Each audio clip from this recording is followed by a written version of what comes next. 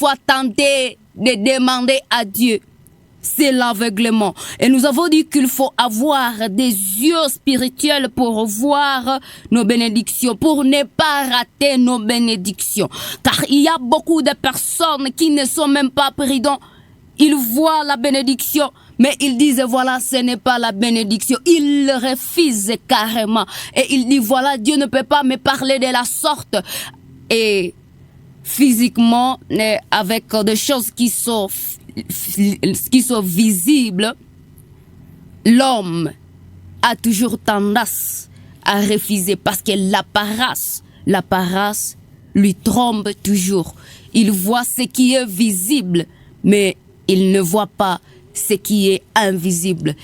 Ce qui est tellement contraire avec Dieu, car Dieu voit ce qui est visible, il voit aussi ce qui est invisible. Et quand tu ne parviens pas à avoir l'Esprit de Dieu pour que tu puisses voir des choses qui sont dans l'invisible, pendant un certain temps, nous ratons nos bénédictions.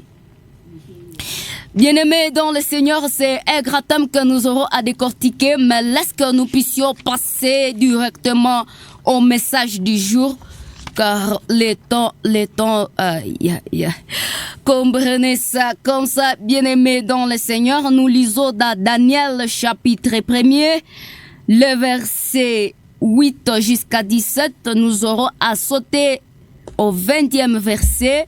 Nous aurons aussi à lire dans Actes des Apôtres chapitre 16, le verset 4 et le verset 5.